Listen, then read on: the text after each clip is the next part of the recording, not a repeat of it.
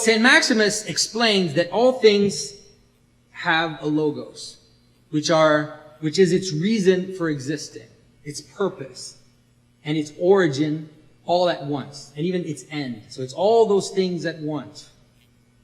And on top of that, each thing has a multitude of logi. That's a word you've probably never heard before. The logi is the plural of logos.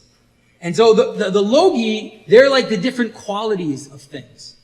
So the blueness of the blue, or the slowness of the slow. And all of these logis are brought together. They're woven together, we could say, to sustain the existence of the world. It's really a map of meaning, to use Jordan's words.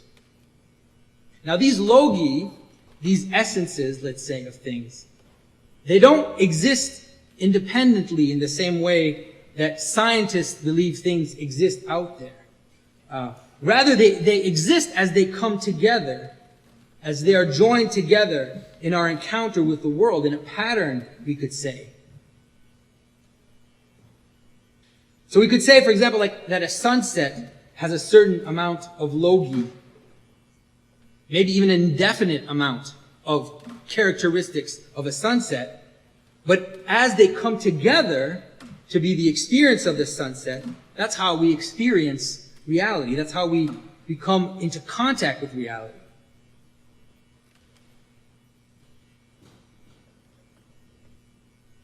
So all these qualities, let's say light, color, vertical, horizontal, and the things, the sun, the sky, the earth, all of these things, and I could go on, there's an indefinite amount of them. What's important in making that experience real is how all those logis are united. So, and in a way, they're united within us. And human beings, for St. Maximus, are seen as this laboratory where the whole world finds its cohesion. And he expresses it in the sense that the human being is a microcosm. You could say a condensation of the cosmos. So the place where the cosmos comes together to make sense. And a good way to see it is that human beings actually participate. Being in the image of God, they participate in creation. And we see that in the book of Genesis. In the book of Genesis, God tells Adam to name the animals. And so by his logos, participating in a limited way, in the same manner that the divine logos was the source of everything.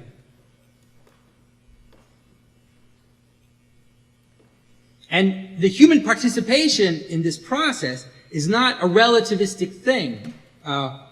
It's not an individual thing. I mean, though it is flexible, it's nonetheless the most objective of processes, as Father Ted mentioned.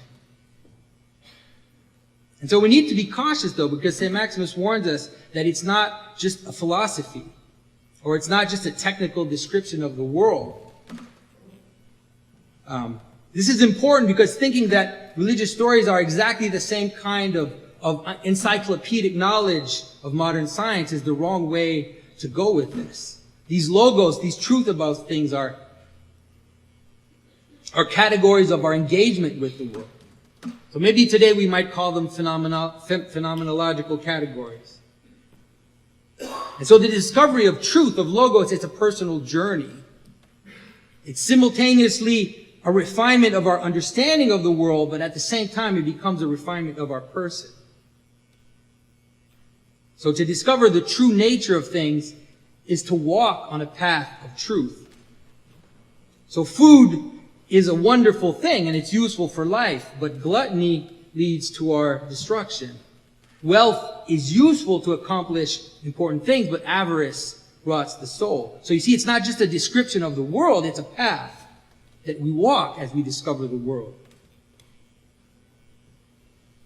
And so sin in this vision of the world, that horrible world, that horrible word that no one wants to hear, sin isn't just the breaking of arbitrary rules, but it's in the misuse of the world.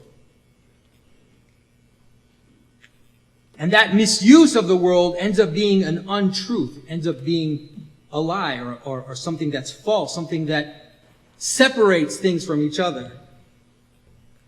It's found when things are not aligned with their purposes. So, for example, a person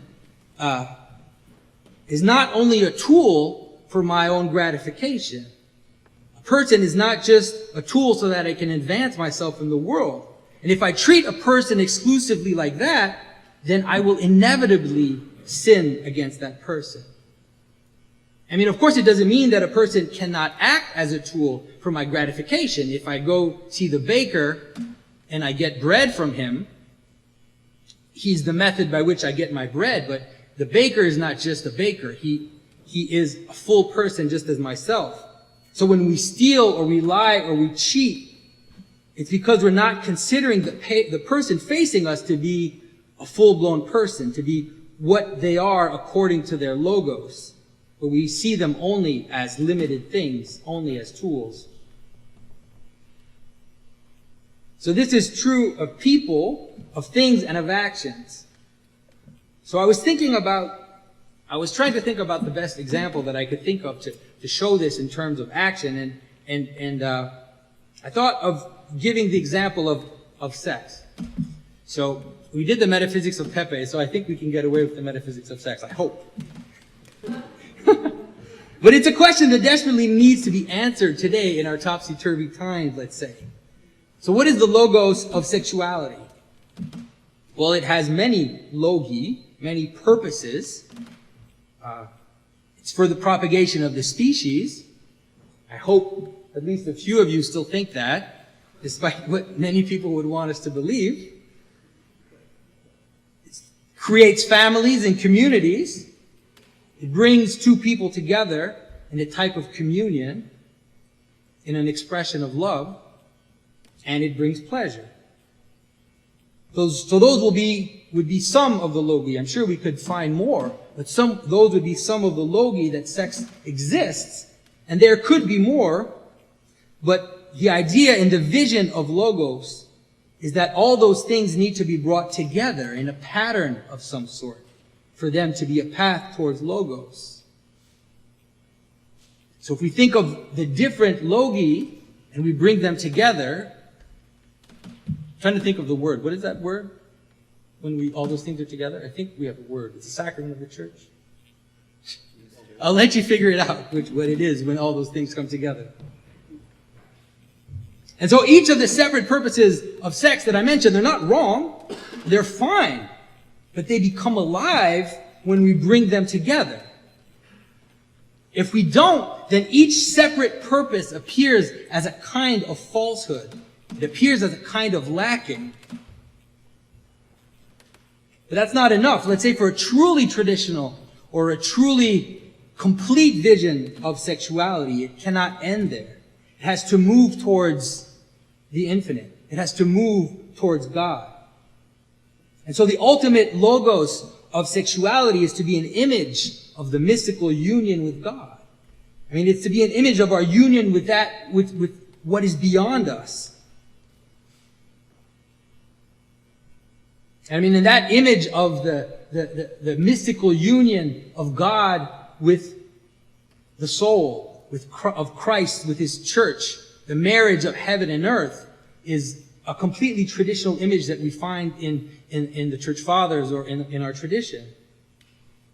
And so that image of the ultimate union, the highest union with the infinite, then it comes back down into the multiple logi.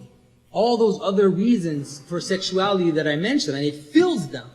It makes them participate in a transcendent purpose and becomes the very relationship that binds them together. And everything in our life can follow that process. Work, food, sleep, beauty. And to engage the world in that frame is to find light everywhere, to see life everywhere. The world is no longer made of the dead, lifeless dirt, the dead, lifeless material that we use to make things with. And as we become better as people, more truthful, more grateful, more free, as we come closer to one another in love. And by the way, that's what love is. Love is the manner in which all different things, all different people, all different intentions can join together and exist in communion and can become one while at the same time preserving the multiplicity. And so as we follow this path, the hidden logi in creation, they shine through the world. And today we might say that they re-enchant the world. And the world appears bright and full, and not the gray and dead shadows we often live in. So that would be, I hope, a summary, let's say, of that path of logos.